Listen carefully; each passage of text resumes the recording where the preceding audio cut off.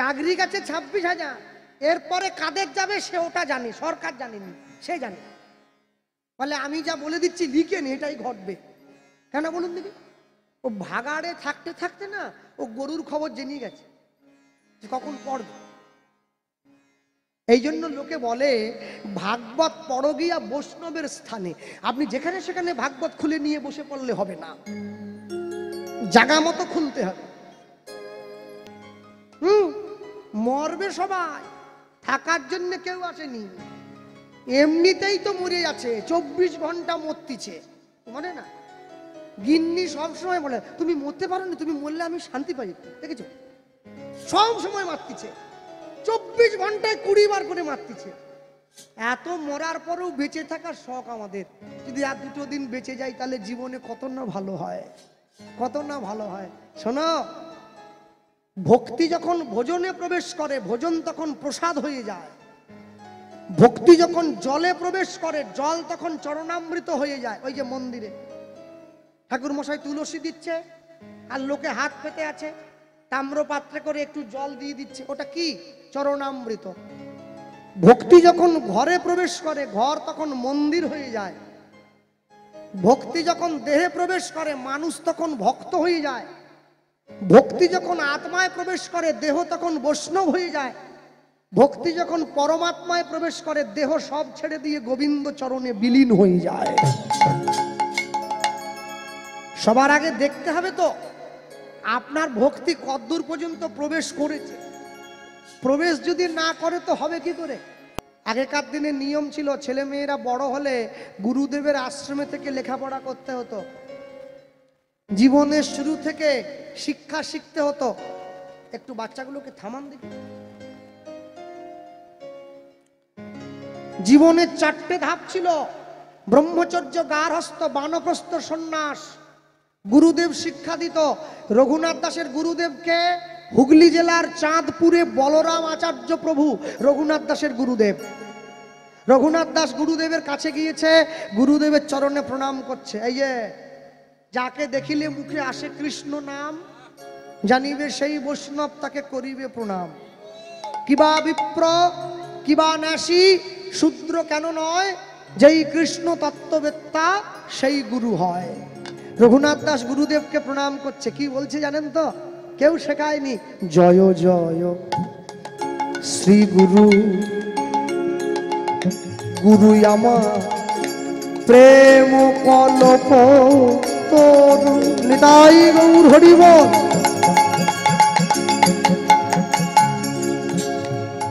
জয় জয় শ্রী গুরু,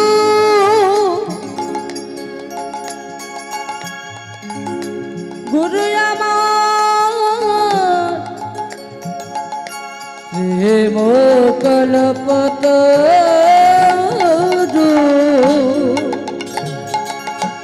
জয় জয় শ্রী গুরু, গুরু আমার প্রেম কল্প তরু। জয় জয় শ্রী গুরু, গুরু আমার প্রেম কল্পতরু। বড় অদ্ভুত যাকো পরকাশ, বড় অদ্ভুত যাকো পরকাশ। বড় অদ্ভুত যাকো পরকাশ, অদ্ভুত যাকো পরকাশ। আমার হিয়া অজ্ঞান অগতি মির বড় জ্ঞান। জ্ঞান তেবে বড় জ্ঞান। জ্ঞান সুচন্দ্র, জ্ঞান সুচন্দ্র কিরণে করুণা জ্ঞান সুচন্দ্রকে রণে করুণা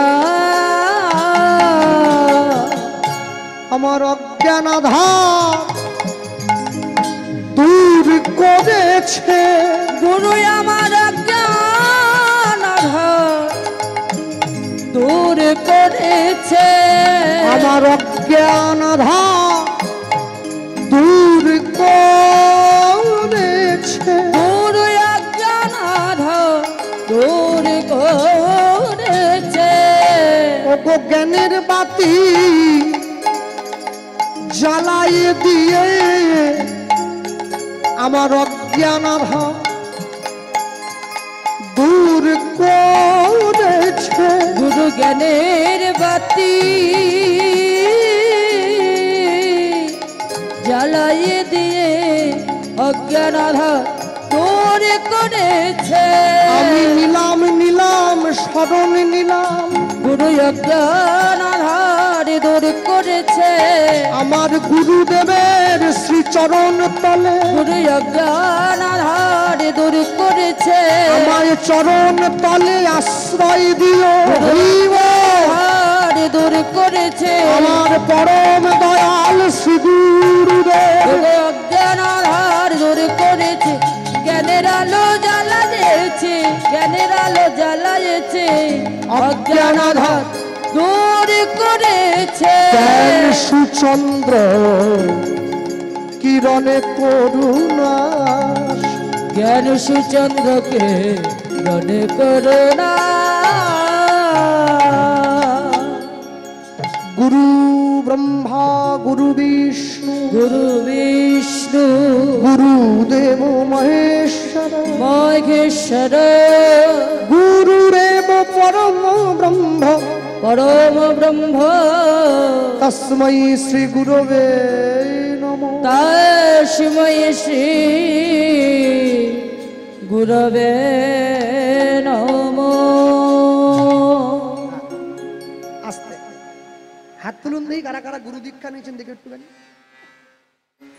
ও সবাই নিয়ে ও আমি তো ভুলেই গেছি এটা মেদিনীপুর এই রে সব সবাই নিয়ে নিয়েছে কেউ বাকি নেই।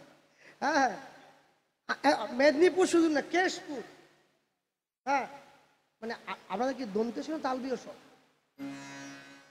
আগে তালবে সব যাক তাহলে ঠিক আছে পেট কাটা মূর্ধন্য শুলে আবার খারাপ হয়ে যেত সেটা আবার যাক ছেড়ে দেন সেটা আমার গুরু বাড়িও নবদ্বীপ জানেন তো আমার গুরুদের অনেক শিষ্য আছে 1 লক্ষ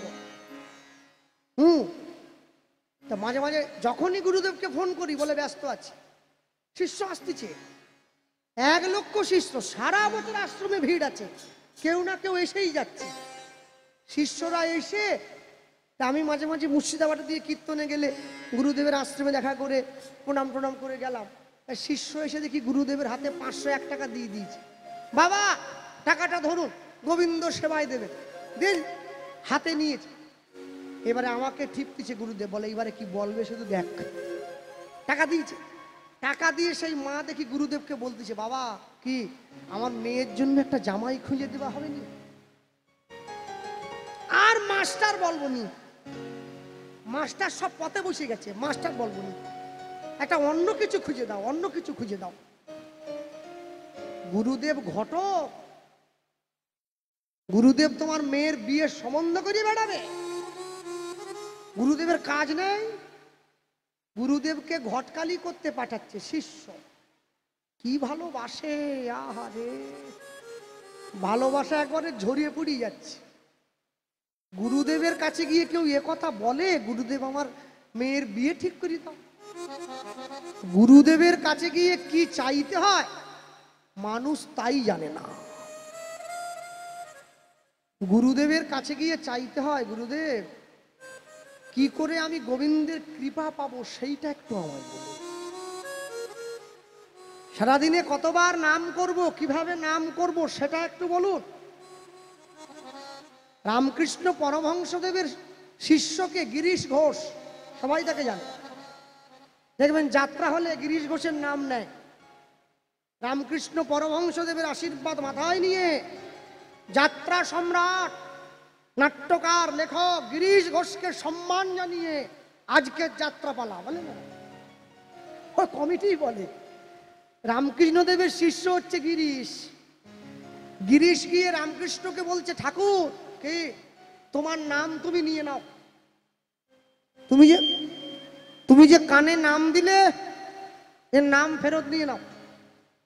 রামকৃষ্ণদেব বলছে, হ্যাঁ রে গিরিশ, নাম কি নলেন গুড়ের মিষ্টি রে যে ফেরত নিয়ে নেব? বলে না, তুমি তো বললে নাম নাকি জপ করতে হবে, আমার টাইম নেই, আমি বড় ব্যস্ত, সকাল থেকে রাত পর্যন্ত এত ব্যস্ত আমি, কখন যে নাম করব। এই বাচ্চাগুলো তো বড্ড দুষ্টুমি করে। তা তোমার নাম তুমি নিয়ে নাও, আমি নাম আমার দরকার নেই। রামকৃষ্ণদেব বলে, তুই যে ব্যস্ত বলছিস, হ্যাঁ গিরিশ, সকাল থেকে কি কাজ করিস একটু বলতো আমায়। ঠাকুর সকালে একটু উঠতে উঠতে বেলা হয়ে যায় জানো তো। আচ্ছা বেশ, ঘুম থেকে ওঠার সঙ্গে সঙ্গে একটু চা জল খাবার খেতে হয়। আচ্ছা বেশ,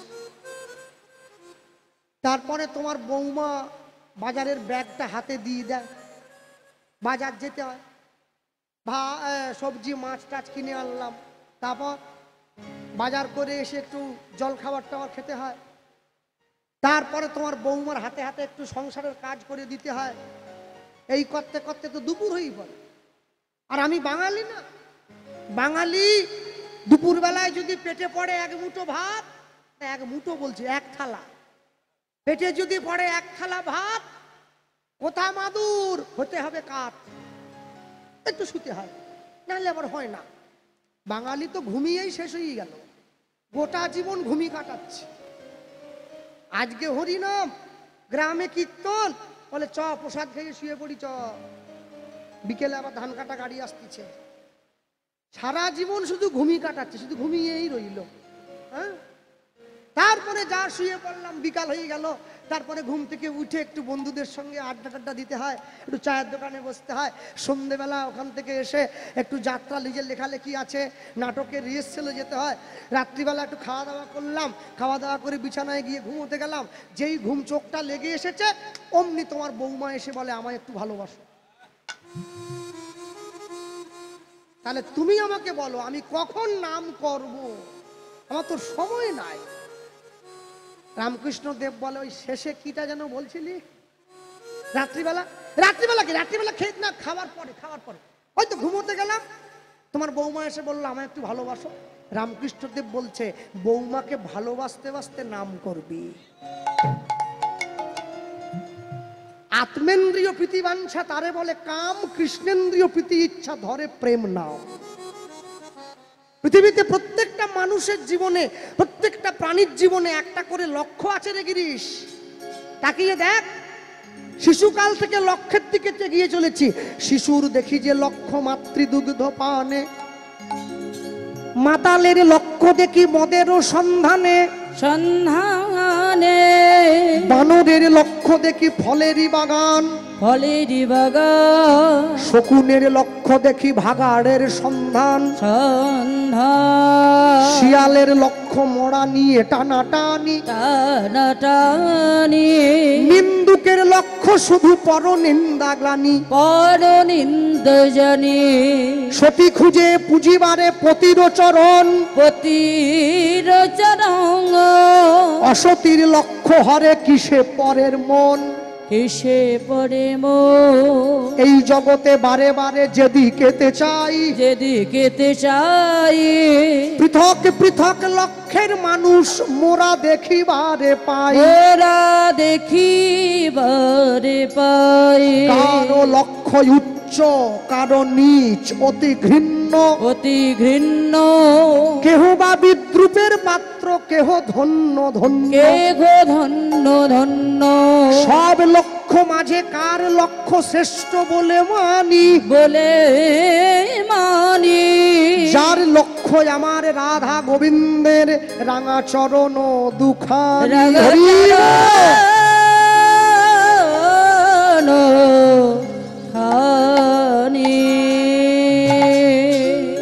জীবনের লক্ষ্য লক্ষ্য স্থির করতে হবে। লক্ষ্য যদি স্থির করতে না পারেন, লক্ষ্য শূন্য, লক্ষ্য বাসনা ছুটিছে গভীর আধারে, জানি না কখন ডুবে যাবে কোন অকুল গরল পাথারে। প্রভু বিশ্ব বিপদ হন্তা, তুমি দাঁড়াও রুধিয়া পন্থা, তব শ্রী চরণ তলে নিয়ে এসো মোর, মোহ কালিমা ঘুচায়ে মলিন মর্ম মুছায়ে। মেয়ের বিয়েতে 10 লাখ খরচা করছে মেয়ের বাবা, হরি নামের জন্য ভিক্ষা দেয় 10 টাকা। হ্যাঁ, আম গাছে আর চন্দন গাছে দেখবেন কিছু প্রভেদ আছে। একই মাটিতে জন্ম বটে, কর্ম কিন্তু দুরকম। কি? একটা মাটিতে একই পাশাপাশি 3টে গাছ পুঁতে দেওয়া হয়েছে, একটা মিষ্টি কুমড়োর গাছ, একটা উচ্ছের গাছ, একটা লঙ্কার গাছ। 3টে গাছে একই জল দেওয়া হচ্ছে, যিনি জল দিচ্ছেন সেই লোকটাও একই। 3টে গাছে ফল ফলেছে, 3টে ফলের স্বাদ 3 রকম। কুমড়োটা মিষ্টি, লঙ্কাটা ঝাল, উচ্ছেটা তিতো। কেন? যে মায়েরা বসে আছেন একই নিয়মে সকলার বিয়ে হয়েছে। আহা, কে কত লোক খাওয়াচ্ছে ওটা বড় না, নিয়মটা তো একই আছে। সকলে কিন্তু একই সিঁদুর সিঁথিতে দিয়েছেন। ধনী বাড়ির বৌমাও যে সিঁদুর পরে, গরিবের বৌমাও সে সিঁদুর পরে। প্রত্যেক মায়েরা একই নিয়মে সন্তান গ্রহণ করেছেন, প্রত্যেক মায়েরা একই নিয়মে সন্তান জন্ম দিয়েছেন। তাহলে কারোর সন্তানটা চোর, কারোরটা সাধু কেন? একে কর্ম বলা হয়। কর্ম যদি ভালো হয় ভাগ্য হয় দাসী, হৃদয় যদি ভালো হয় ঘরেই মথুরা কাশী। চারদিকে ছুটে যাওয়ার দরকার নেই, কর্মটাকে ভালো করতে হবে। হ্যাঁ, রঘুনাথ দাস গুরুদেবের আশ্রমে রয়েছে। সেই গুরুদেবের আশ্রমে একদিনকে আসছে নামাচার্য ছিল ঠাকুর হরিদাস। হরিদাস ঠাকুর গিয়ে বসেছেন, সকল ছাত্ররা কাছে গিয়ে বসেছে, রঘুনাথ দাস সকলার সামনে গিয়ে বসেছে। হরিদাস ঠাকুর বলছেন, শোনো, যে মানুষটাকে তোমরা দেখছো গৌর হয়ে এসেছে না, সে শুধু কৃষ্ণ নয়, রাধা কৃষ্ণ মিলিত তনু শ্রী গৌরাঙ্গ। হরিদাস ঠাকুর বলছেন, কি বলছেন জানেন তো? কি বলল? ওই যে সকলে শুনছে, রঘুনাথও তো শুনছে, এসেছে ব্রজের বাঁকা কালো সখা, আয় তোরা দেখবি যায়, দেখবি যায় তোদের এই সোনার নদী আয়। এসেছে এসেছে ব্রজের বাঁকা কালো সখা, আয় তোরা দেখবি যায়, দেখবি যায় মোদের এই সোনার নদিয়া। আস্তে একটু হাত তোলা যায়, একটু তালি দেওয়া যায়। এসেছে এসেছে এসেছে ব্রজের বাঁকা কালো সখা, আয় তোরা দেখবি যায়, দেখবি যায় তোদের এই সোনার নদিয়া। হরি হরি বল। এসেছে ব্রজের বাঁকা মোদের কালো সখা। যে মায়েরা হাত নামিয়ে রেখেছে, আমি যাবার সময় গ্রামের লোককে বলি যাব, এরা কেউ যেন লক্ষ্মীর ভান্ডার না পায়। টাকা বেরিয়ে গেছে 1500, তালিও বেরিয়ে যাবে। আমার মা তো সব জায়গায় যায়, আজকে আসেনি কেন বলুন দেখি? বল তোর কীর্তনের টাকা কে আর নেয়? মাসে 1500, তোর টাকা তুই রাখ, হাতই দেব, গানেও যাবো নি, টাকাও নেব, বাড়িতে শুয়ে আছে পাকা চালিয়ে। হাতটা তোলো। এসেছে এসেছে এসেছে ব্রজের বাঁকা কালো সখা, আয় তোরা দেখবি যায়, দেখবি যায় তোদের এই সোনার নদিয়া। এসেছে ব্রজের বাঁকা ওই কালো সখা, দেখবি আয় মোদের এই সোনার নদিয়া। তার রং ফিরেছে, ঢং ফিরেছে, রঙে ফিরেছে, ঢঙে ফিরেছে, রং ফিরেছে, ঢং ফিরেছে, তার রং ফিরেছে, ঢং ফিরেছে, কালো এখন চেনা দায়। এসেছে এসেছে ব্রজের বাঁকা কালো সখা, আয় তোরা দেখবি আয়, দেখবি আয়। মোদের এই সোনার নদিয়ায় এসেছে ব্রজের বাঁকা হরি হরি বল, হরি বল। দেখবি আয়, মোদের এই সোনার নদিয়ায়, মোদের এই সোনার নদিয়ায়। শ্যাম রাধা প্রেমে ঋণী হয়েছে,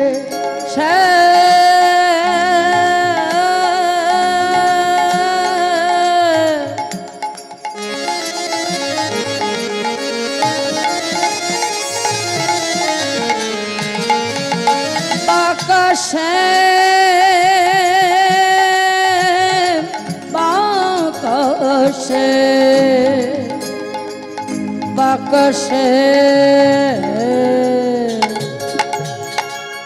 রাধা প্রেমে ঋণী হয়েছে। হাতের বাঁশি কেড়ে শ্যামের বিদায় দিয়েছে, ওই না হাতের বাঁশি কেড়ে শ্যামে বিদায় দিয়েছে, ওই না হাতের বাঁশি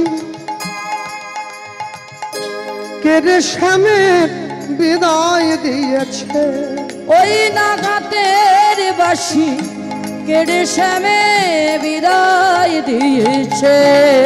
এখন বাঁশি নাই আর সাধবে কিসে, বাঁশি নাই আর ডাকবে কিসে, হাত তুলে তাই নাম বিলায়, প্রেম বিলায়। মোদের এই সোনার হরি নদী, বল। মোদের এই সোনার নদিয়ায় এসেছে ব্রজের বাঁকা কালো শাখা, দেখবি আয়, মোদের এই সোনার নদিয়ায়, ওগো মোদের এই সোনার নদিয়ায়। যত সব কুললনা তার বাঁশির গানে, ভুল তো কুলের ধর্ম রাখত না, আর বাঁশির সুরে ভুল তো সবে কুলে রক্তরা, ওই না বাঁশির সুরে ভুল তো কুলের ধর্ম রাখত না, ওই বাঁশির সুরে কুল তো ভুলে ভুলয় রক্ত না। রাধার প্রেমের নাগর রসের সাগর, প্রেম বিলাতে এ ধরায়, এ ধরায়। মোদের এই সোনার নদিয়ায়, মোদের এই সোনার উলুধ্বনি হরি হরি বল। এসেছে ব্রজের বাঁকা কালো শাখা, দেখবি আয়, মোদের এই সোনার নদিয়ায়, ওগো মোদের এই সোনার নদিয়ায়। এই পদ, এই গান কীর্তন জগতে বহু আগে থেকে আপনারা শুনছেন, আমার জন্মের আগে। এটা কিন্তু কোনো কীর্তনীয় আমার মতো কোনো 10-20 টাকা 20 টাকার কীর্তনীয় বানানো গান নয়, এটা মহাজন পদ। এই পদ যিনি লিখেছেন, এই পদের পদকারের নাম হচ্ছে বিশ্বরূপ দাস ঠাকুর। তার বাড়ি হচ্ছে মালদা জেলার রামকেলিতে। তিনি মহাপ্রভুকে বিশ্বাস করতেন না। তার স্ত্রীকে বলছেন, যদি তোমার গৌর সত্যি সত্যি থেকে থাকে, কালকে সকালবেলা আমার বাড়ির সামনে যে পুকুরটা আছে, পুকুরের জল যদি মিষ্টি হয়ে যায়, জলের স্বাদ আমি বুঝবো তোমার গৌর আছে। পরের দিন সকালে গিয়ে পুকুরের জল মুখে দিচ্ছে, সত্যি সত্যি মিষ্টি হয়ে গেছে। সেই পুকুরের পাড়ে বসেই লিখছেন, দাস বিশ্বরূপে কয় হরি বল, দাস বিশ্বরূপে কয় এমন হয় কি নয় আর হয়। দাস বিশ্বরূপে কয়ে এমন হয় কি না হয়। সময় বুঝে ওই চরণে সব সঁপে দিতে হয়। ওই না সময় বুঝে চরণে সব সপে দিতে হয়। ওই না সময় বুঝে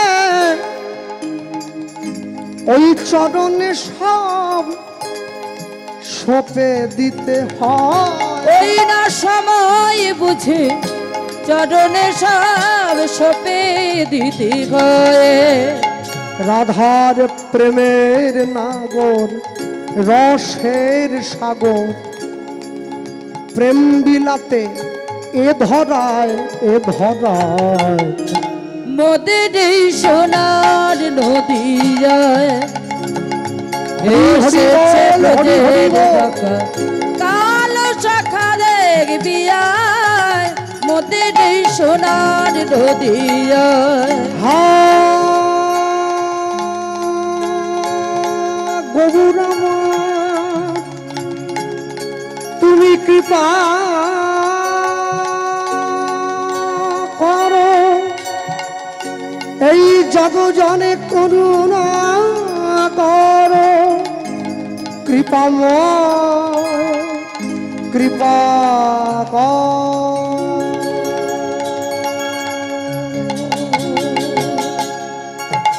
আমি তোমার হলাম,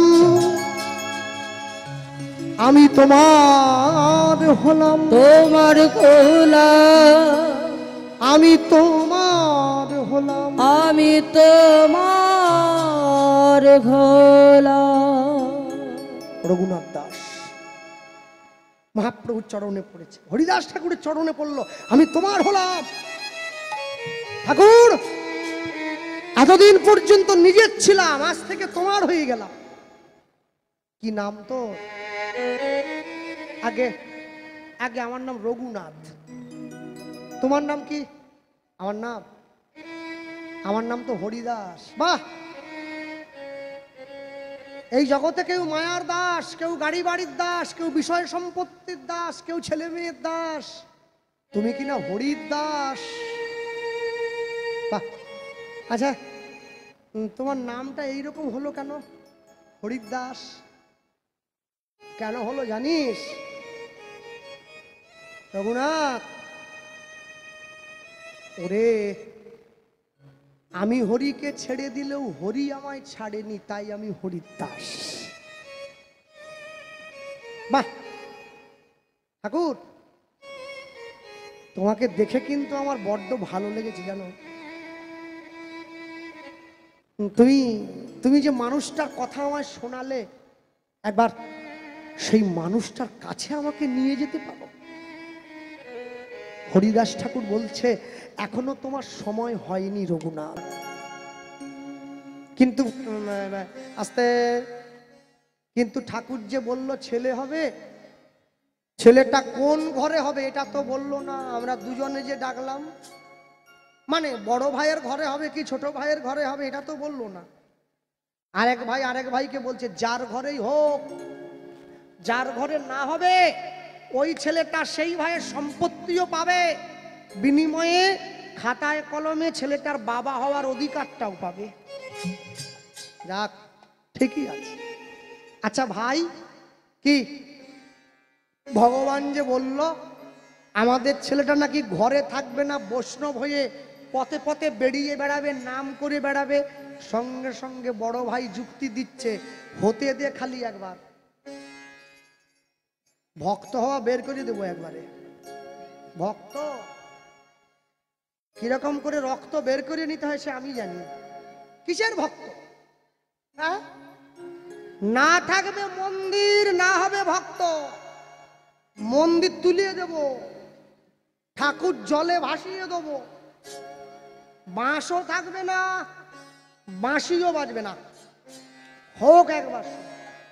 বড় ভাইয়ের ঘরে কোনো ছেলে হয় নাই, ছোট ভাই গোবর্ধন দাসের স্ত্রীর কোল আলো করে একটা পুত্র সন্তানের জন্ম হয়েছে। বড় ভাই ছুটে গিয়েছে ছোট ভাইয়ের দরজায়, এ ভাই তাহলে এই যে তোর ঘরে ছেলে হলো।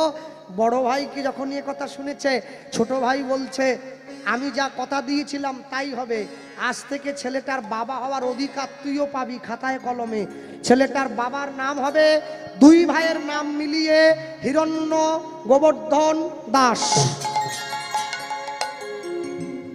গ্রামের লোক ছুটে এসেছে, জমিদার মশাই যেমন করে রামচন্দ্র নিজের রাজ্যের প্রজাদেরকে পালন করত, সেইভাবে আপনার ছেলে আমাদের প্রজাদেরকে মঙ্গল করবে। ছেলেটার নাম দিন না রঘুনাথ। রঘুনাথ নাম হয়েছে, 10 বছর বয়স হয়ে গেছে ছেলেটার।